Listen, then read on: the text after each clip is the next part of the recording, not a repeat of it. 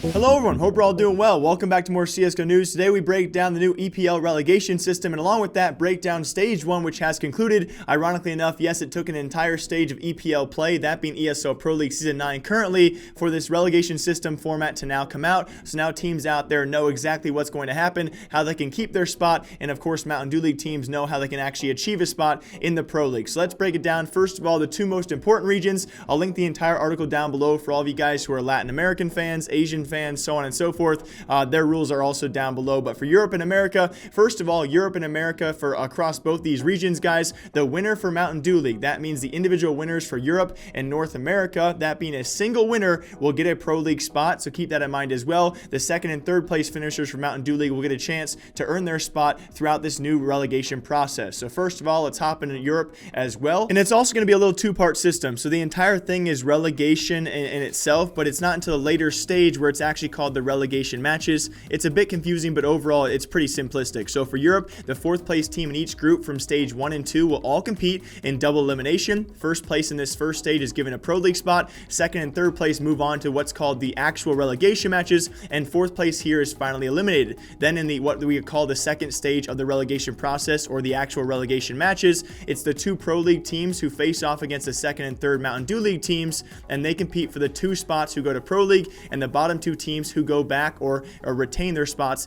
in Mountain Dew League. So in that second stage, they fight for two Pro League spots, and the remaining two teams who place third and fourth are sent to Mountain Dew League. Now for America though, it's a little tiny bit different because Latin America has now been given a spot. So as compared to Europe, they're given an additional spot. America is given one less spot, with Latin American teams competing for now a Pro League spot, which is kind of cool. But if you're a dominating Latin American team right now, you can now get a pretty easy go into the Pro League. So a deeper look into America as well. Instead of the four fourth place teams, it's actually the three fourth place teams, because that fourth group is all Latin American teams. So you have your three fourth place teams. They're joined by the second place Mountain Dew League team, also double elimination, where the first place team gets a Pro League spot. The remaining three teams move on from there to what's really considered the relegation matches, and they are joined by the third place Mountain Dew League team, also joining them here, where again, now they actually, compared to Europe, the first place team gets a Pro League spot, as compared to Europe, where it was actually the top two teams. And here in America, the remaining three teams are actually relegated, as Latin America has now taken that additional Pro League spot. I really hope I didn't complicate that for all of you. It's not too big of a deal out there, as we've not seen too many surprises so far throughout the first stage, but it does actually give us a good format as to go forward. Some additional regions out there, including Latin America, now have an easier chance to get to the Pro League. So I only covered America and Europe because those are the two most important ones. I have not really seen too many issues with this format as well. I like the way they entangle Mountain Dew League teams there. I would never like the idea of automatic relegation for all teams or automatic promotion for all teams. I like the fact that Mountain Dew League teams and Pro League teams must compete in double elims to actually figure out who is currently the better team. If it was automatic relegation and automatic promotion, we could have far superior teams being automatically relegated and far inferior teams automatically being promoted. So I like the fact they're still having these teams play it out to see who actually gets the Pro League spot. So all in all, not too big of an issue. My only issue here is they took so long to actually announce their system, which really shouldn't affect too much, but still, when you set up a league, you need to have all of these kind of things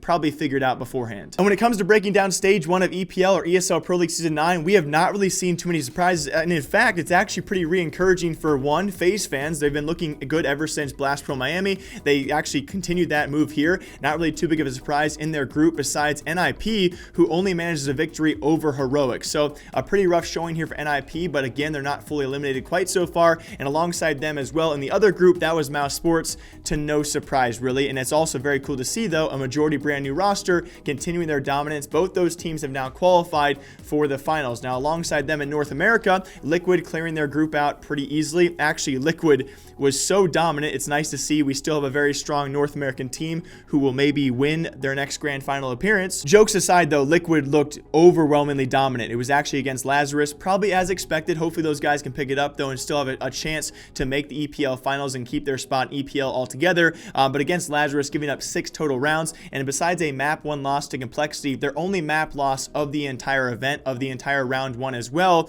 they actually dropped, besides that map 1 loss, 5 total rounds to Complexity, 16-2 and 16-3. So they looked very, very good as well. So very nice to see Liquid still remaining on top of North America. And besides them, the other group, though, was surprisingly close. Now, remember Renegades, right? They had Smuya in place of Gratisfaction.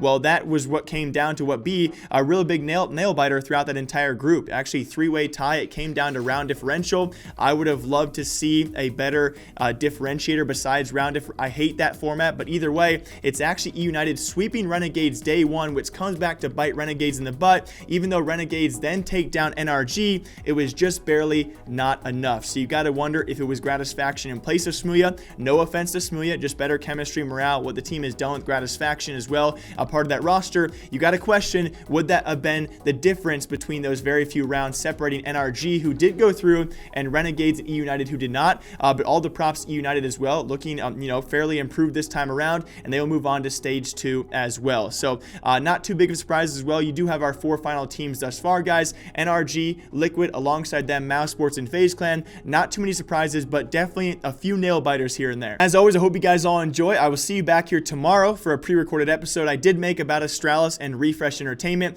I think a pretty serious video. I kind of expressed my thoughts on the whole situation about Refresh Entertainment possibly trying to take over the CSGO tournament scene, and it's a very interesting video, so I hope you guys all watch that. That'll be out tomorrow, and yeah, until then, I'll see you guys Monday breaking down a few tournaments that have going on this weekend, but I hope you guys all enjoy your weekend. Have a safe weekend, drink some coffee, drink some caffeine, and as always, I'll see you back here soon. Take care of yourself.